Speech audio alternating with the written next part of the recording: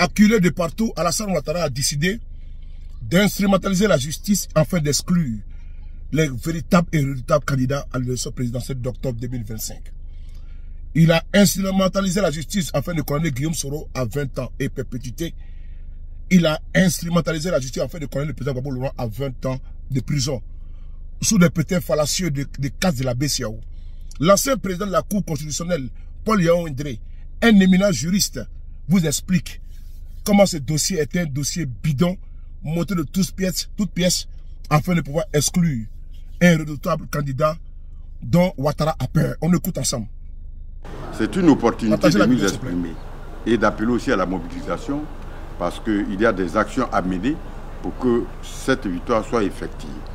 Il y a d'abord l'inscription du président Laurent Gbagbo sur la liste électorale, d'une part, et d'autre part, les actions à mener pour que nous puissions cheminer vers la victoire finale en 2025.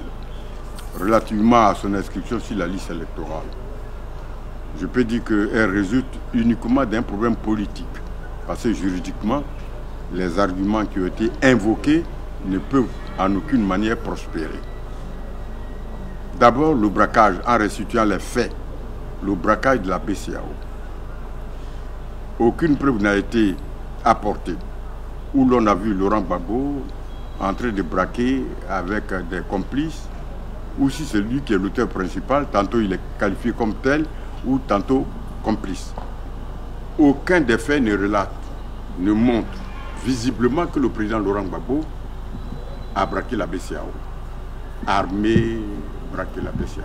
Donc les faits qui ont été inventés sont des faits qui n'existent nullement. On ne peut pas s'établir dessus pour prendre une décision. Deuxièmement, la saisine du tribunal. Quel est le tribunal compétent? Lorsque un président de la République commet un délit, une infraction, dans le cadre de l'exercice de ses fonctions, le tribunal qui est compétent ou la juridiction compétente en Côte d'Ivoire, c'est la Haute Cour de justice. Ce n'est nullement elle qui se soit prononcée dans l'affaire. Troisièmement, est-ce que la Côte d'Ivoire a-t-elle intérêt pour agir? Celui qui doit agir à l'occasion de la violation d'un droit, c'est celui qui est concerné. Or, la Côte d'Ivoire, bien qu'étant membre de la BCAO, n'est pas un organe de la BCAO pour pouvoir agir en lieu-place de la BCAO. Donc la Côte d'Ivoire n'a pas intérêt pour agir. Comme les enfants le disent, on dit il a fait du papatoya, c'est-à-dire qu'il n'a aucun intérêt pour agir. Elle n'a aucun intérêt pour agir. Si vous avez un enfant majeur, et si un de ses droits est violé, vous ne pouvez en aucune manière porter plainte devant les juridictions pour cet enfant, qui est le vôtre, mais il est majeur. Donc on dit que vous n'avez pas intérêt pour agir. La BCAO elle-même n'a pas porté plainte pour dire que mes droits ont été violés. Elle n'a pas non plus signalé le détournement des fonds. Et donc, les faits qui ont été allégués sont imaginaires. Troisièmement, la Côte d'Ivoire, le gouvernement ivoirien même avait dit que nous n'avons pas une structure judiciaire capable de juger le président Laurent Gbagbo. C'est pour cela que sa déportation à la CPI a été facilitée. Et arrivé devant la CPI, le président Gbagbo a été acquitté. Donc, si vous n'avez pas les tribunaux pour le juger, ou le tribunal n'a pas été mis en place, la haute cour n'existe pas, elle n'a pas été mise en place, alors à partir de ce moment, il nous apparaît incongru de dire que désormais vous allez le juger sur les mêmes faits. Parce que ce sont des faits qui s'inscrivent dans le cadre de la même crise. Et ces faits qui ont été allégués, la CPI l'a acquitté, l'a lavé. Tous les témoins à charge qui étaient au nombre de 82 ou 84 ont témoigné en sa faveur. Il n'a donc plus l'occasion de faire venir ses propres témoins. Et donc cette décision ne peut pas prospérer. Elle est d'ordre politique, celle qui a été prise avec un tribunal incompétent, la Côte d'Ivoire qui n'a pas intérêt pour agir, la décision de la Cour pénale internationale, ça fait trop. Comme l'avait dit Cuibert, le président de la CI, c'est une affaire politique. Et donc elle doit trouver une solution politique. pour qu'elle ait une affaire politique, ce qui le démontre encore, c'est que du point de vue de l'amnistie des auteurs principaux, Koné Katina, le ministre Koné Katina et Dalo Désiré, ont été amnistiés, alors qu'ils étaient condamnés dans la même affaire comme auteurs principaux et le président Laurent Gbagbo comme complice. Si les auteurs principaux ont été amnistiés, cela veut dire que les faits n'existent plus. Pourquoi alors retenir la responsabilité d'un complice? Donc c'est une affaire purement politique. Juridiquement, elle ne prospère pas. Les décisions prises par un tribunal national, en supposant qu'elles soient justes, ces décisions, ne l'apportent pas sur les décisions de la CPI, qui est une juridiction internationale. Et nous avons ratifié ce traité qui crée la CPI. On ne l'a pas ratifié, plutôt on a adhéré.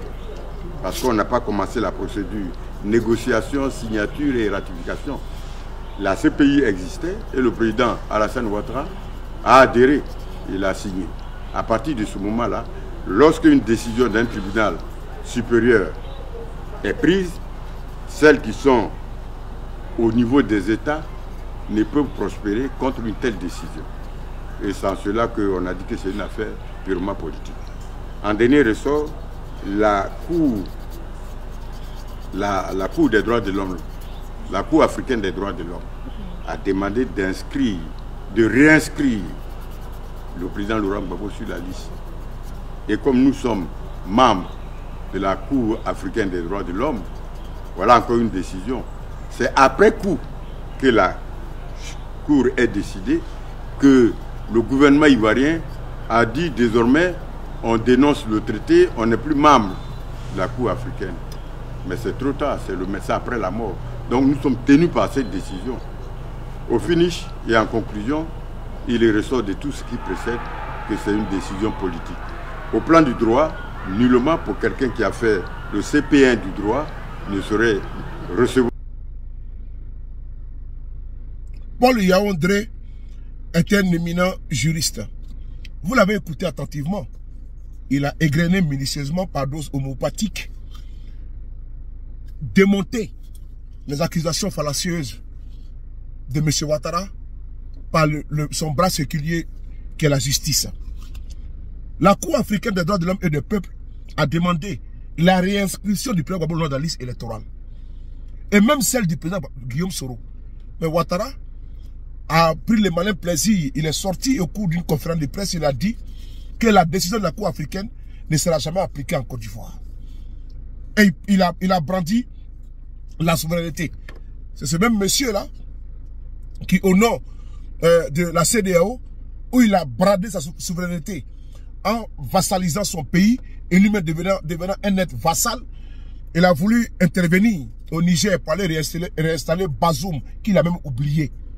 Frères et sœurs, si M. Ouattara pense qu'il est majoritaire, ce qui est anthropologiquement faux, ontologiquement faux, ce qui est sociologiquement faux, majorité en Côte d'Ivoire, qu'il organise une élection transparente et inclusive en Côte d'Ivoire.